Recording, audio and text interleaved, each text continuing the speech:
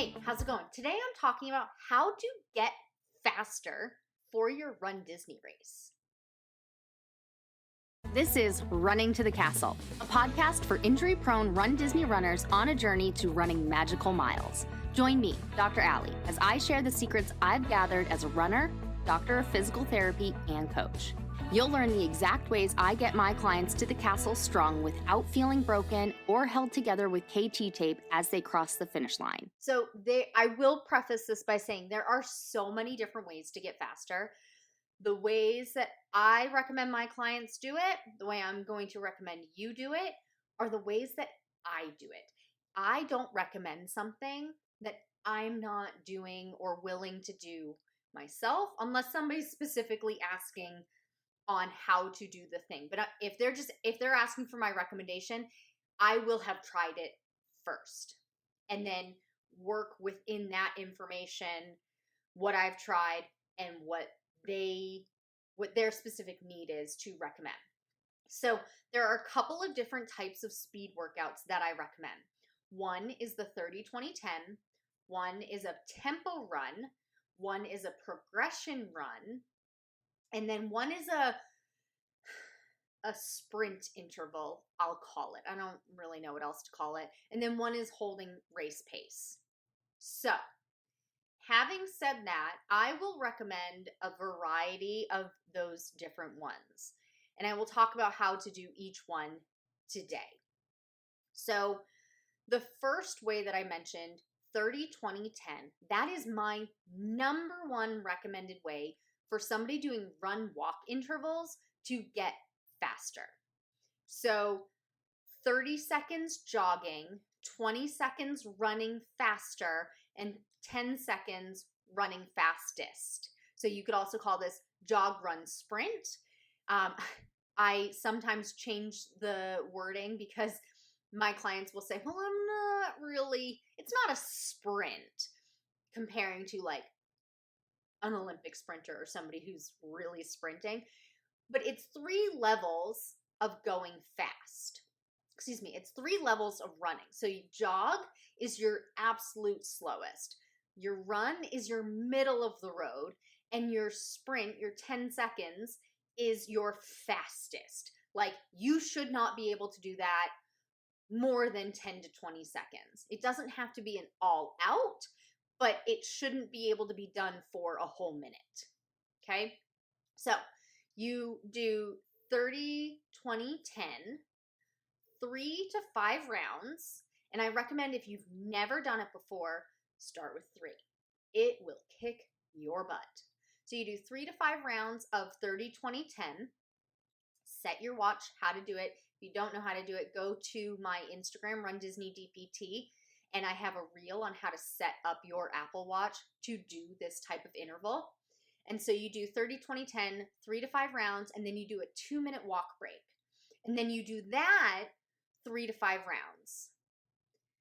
And I forgot to mention, you will do a 10 to 20 minute warm up, and you will do a 10 to 20 minute cool down on either end of that speed workout. So in total, it should be 30 to 45 minutes, depending on what race you're training for. You're going to do 30 to 45 minutes total. That includes your walk and cool down. Okay. Unless you're very well versed in your midweek run and potentially could do an hour. I typically recommend 30 to 45 minutes though. So that's your 30, 20, 10. Your tempo run, that is, I do tempo run, I've heard a little bit different, but to be honest, there are like 3 different definitions of a tempo run. So the way I recommend doing it is you hold a pace that is faster than your slow or easy run pace, and it's slower than your race pace. And you aim to hold that for the length of time that you're doing your run. If you do run-walk intervals, you want your average pace to be that pace. So for example, let's say your long run pace is 18 minutes per mile and your goal race pace is 13 minutes per mile. So you want to pick something somewhere in between to maintain that pace. Let's call it 15 minutes per mile. you want your run walk interval average pace to be that 15-minute per mile. So that means that you may have to speed up your walking pace. You may need to slow down your run pace in your intervals because you need that average to stay at 15 minutes per mile.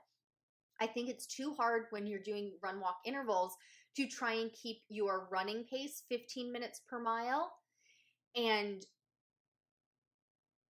have because your walking pace will screw it up, because if 15 minute per mile running is really fast for you, then you're going to slow way down on the walk.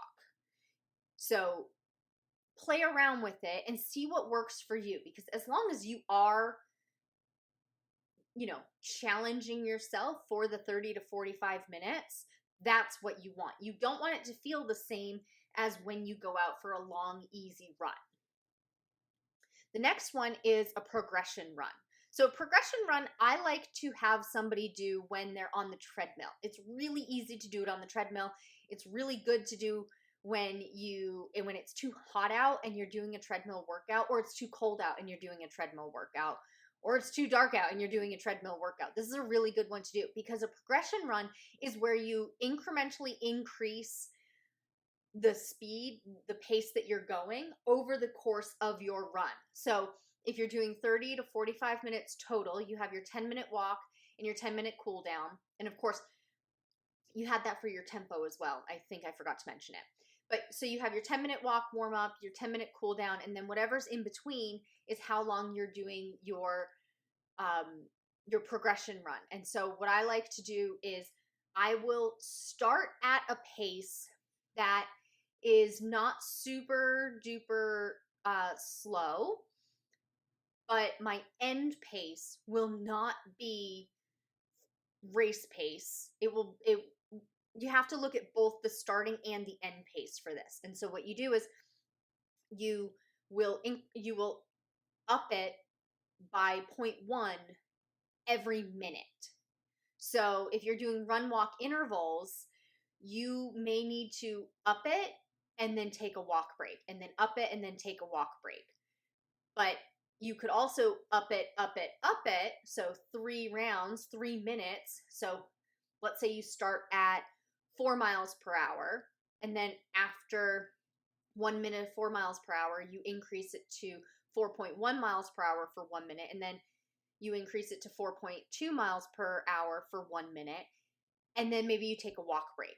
Or maybe you do 4 miles per hour for 1 minute and then a walk break. And then you go to 4.1 miles per hour for running for 1 minute, and then you do a walk break. And then you go up to 4.2 miles per hour running, do that for a minute, and then you do a walk break.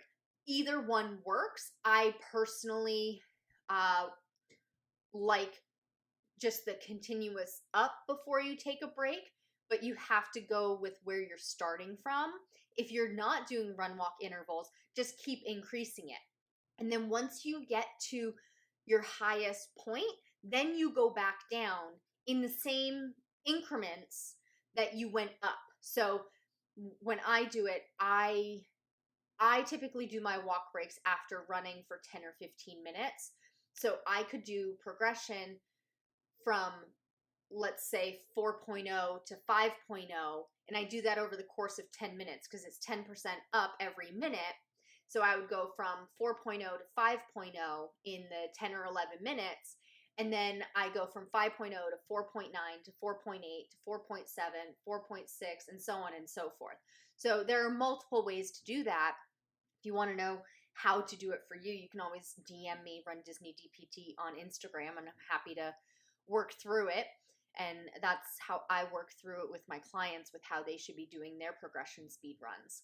And then there's one final one. I forget what I already called it because I don't have a name for it.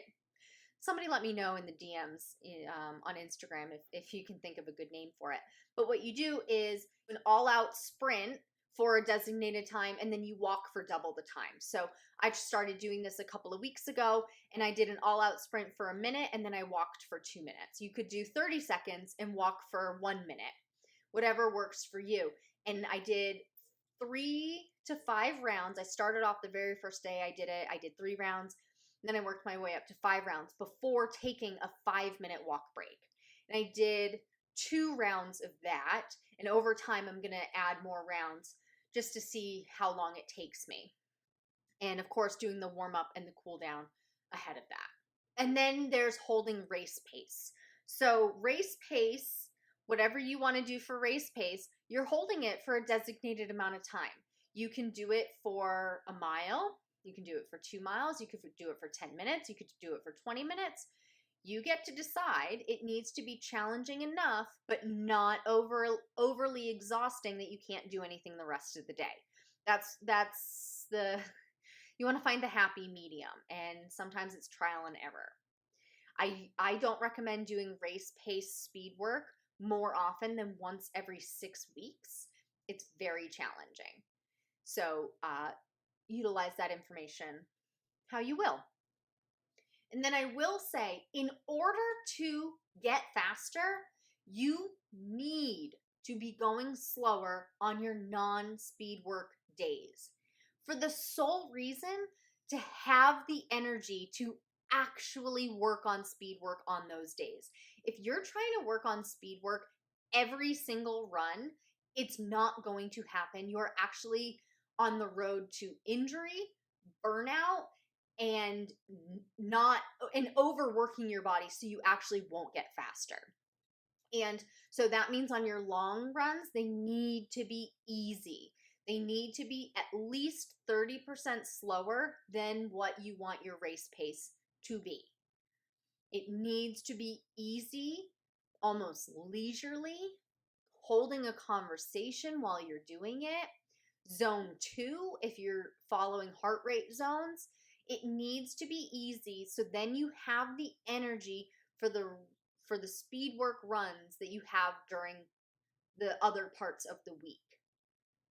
If you overdo it on every single run, you won't get faster, you will likely get slower, and you will likely get injured.